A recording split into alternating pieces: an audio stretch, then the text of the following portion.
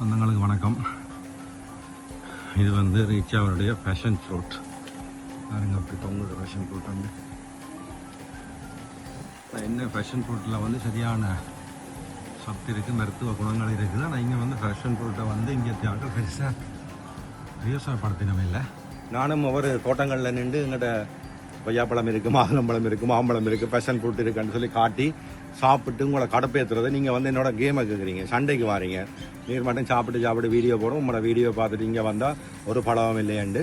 ஆனால் உண்மையில் வந்து சில பழங்கள் வந்து சில காலகட்டத்துக்கு தான் வரும். இப்போ மாங்காய் இப்போ காய்ச்சிருக்கு, இன்னொரு 3 மாதத்தால் மாம்பழம் வரும். மாதுளைக்கு இப்போ தான் ப்ரூனிங் பண்ணி வச்சுருக்கு, நீ ஜூலை ஆகஸ்ட் தான் மாதுளம்பழம் வரும்.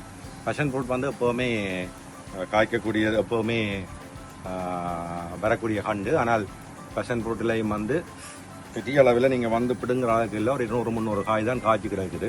ஆனால் நிறைய இடங்களில் வந்து கண்டை வச்சுருக்கிறோம். ஸோ நான் வந்து என்னத்துக்கு இந்த பழங்களை சாப்பிட்டு உங்களுக்கு வீடியோ போடுறேன்னு சொல்லி சொன்னால், என்னோட நண்பர்கள் கொஞ்சம் வெளிநாட்டில் நிற்கணும், அவையில் கடுப்பேற்றுறதுக்கு. இந்த குளிருக்கு நிற்காதீங்க, வாங்க ஊருக்கு வந்து ஏதாவது செய்யுங்க. இவ்வளவு விஷயங்களை நீங்கள் என்ஜாய் பண்ணலாம். இங்கே பாருங்க, எனக்கு உதிக்கவே வாய் ஊறுது. வெயிலுக்கு அப்படி எப்படிங்க சாப்பிடக்க இது ஜில்லண்டு இருக்கும். ஏன்னா அந்த பேஷன் ஃப்ரூட் கவர் வந்து அந்த கூலிங்காக வச்சுருக்கு முள்ளுக்கு. அவ்வளோத்துக்கும் ஒன்றும் கலக்காமல் சும்மா இனிப்பாக இருக்குது, சூப்பராக இருக்குது, சும்மா இனிப்பாக இருக்குது. இப்போ இதை பார்க்கல, இப்போ வரும் மெசேஜில் வரும், நீ இப்படி எல்லாம் செய்கிற, எங்களை வெறுப்பேற்றுற, அது ரெண்டு வரும். உங்களை வெறுப்புறுத்துறது தான் இந்த நோக்கமே.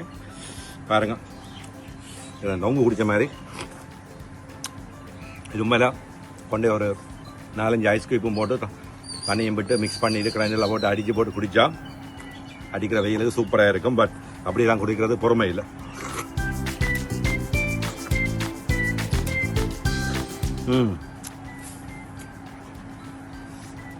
வாயெல்லாம் ஒழுகுது.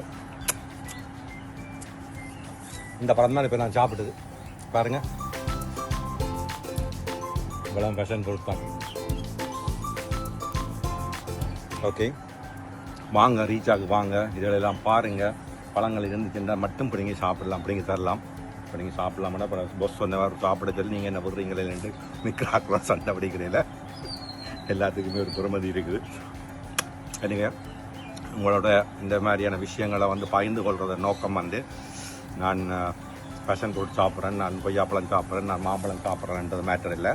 நீங்களும் இதை மாதிரி செய்யலாம். உங்களுக்கு மேலும் நீங்கள் 4 கண்டை வச்சு அதில் இருந்து பெரிய ஒரு ஃபார்மாயோ அல்லது பெரிய ஒரு இயக்க விவசாயத்திலேயோ வந்து முன்னேறலாமன்றதை உங்களுக்கு திரும்ப சொல்கிறேன். காரணம் என்னென்னு சொல்லி சொன்னால், தன்னிறைவு பொருளாதாரம் தான் எங்களுடைய வளர்ச்சிக்கான முதுகெலும்பு. எனவே நீங்களும் சின்ன தோட்டங்களை செய்து இந்த மாதிரியான விஷயங்களை செய்யணுமென்ற ஒரு நோக்கம் தான். மற்றபடி எல்லாமே சும்மா முஸ்பாத்தி பாடிக்கு சொந்தங்களோட ஒரு